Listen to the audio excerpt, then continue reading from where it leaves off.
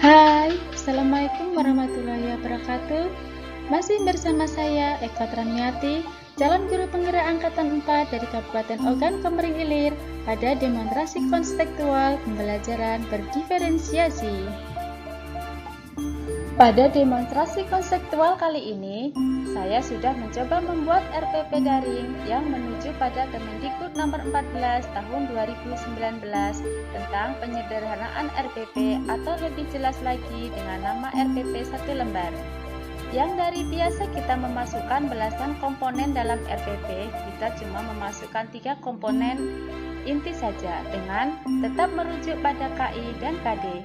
Ketiga komponen inti tersebut adalah tujuan pembelajaran, kegiatan pembelajaran, dan penilaian pembelajaran. Dengan adanya kebijakan baru tentang penyederhanaan RPP, guru bebas membuat, memilih, mengembangkan, dan menggunakan RPP sesuai dengan prinsip efisien, efektif, dan berorientasi pada murid. Efisien berarti penulisan RPP dilakukan tepat dan tidak menghabiskan banyak waktu dan tenaga. Efektif berarti penulisan RPP dilakukan untuk mencapai tujuan pembelajaran dan tentunya sebagai wujud dari merdeka belajar. RPP itu harus berorientasi pada murid yang dilakukan dengan pertimbangkan kesiapan, ketertarikan, dan kebutuhan belajar murid di kelas.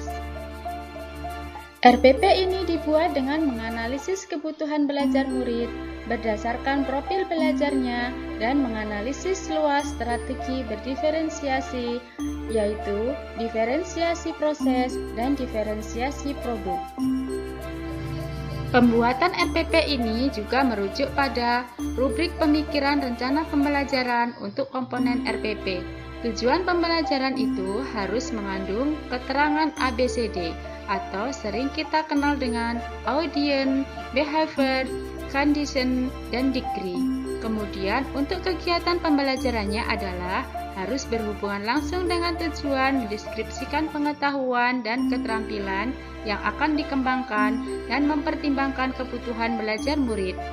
Dan yang terakhir adalah penilaian pembelajaran, mendeskripsikan strategi dan alat penilaian yang digunakan, dan hal yang dinilai adalah mencakup pengetahuan, keterampilan, juga sikap. Diawali dengan nama satuan pendidikan, kelas, semester, tema, subtema, pembelajaran, dan alokasi waktu. Juga dengan 5 tujuan pembelajaran yang tentu saja memuat audience, behavior, condition, dan degree.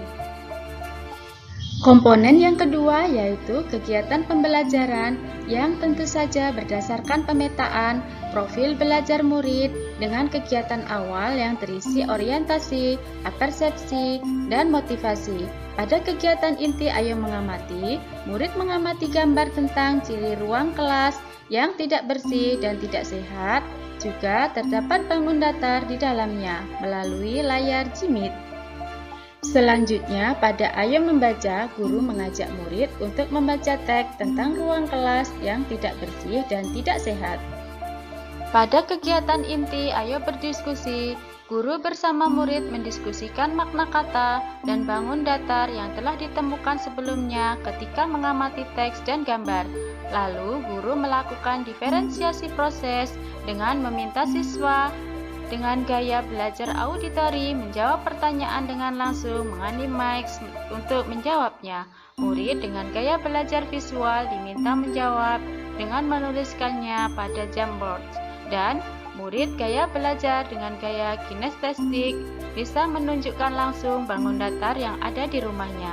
Kemudian, guru meminta murid mengelompokkan bangun datar berdasarkan sisi dan sudut, berupa gambar untuk murid dengan gaya belajar visual, voice note untuk gaya belajar auditori, dan video untuk anak.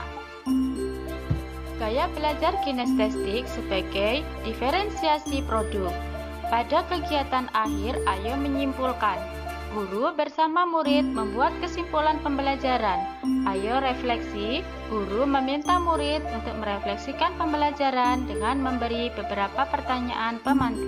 Pada kegiatan akhir tindak lanjut, guru menjelaskan kembali pembelajaran yang masih dianggap sulit oleh murid. Guru juga memberi motivasi kepada murid.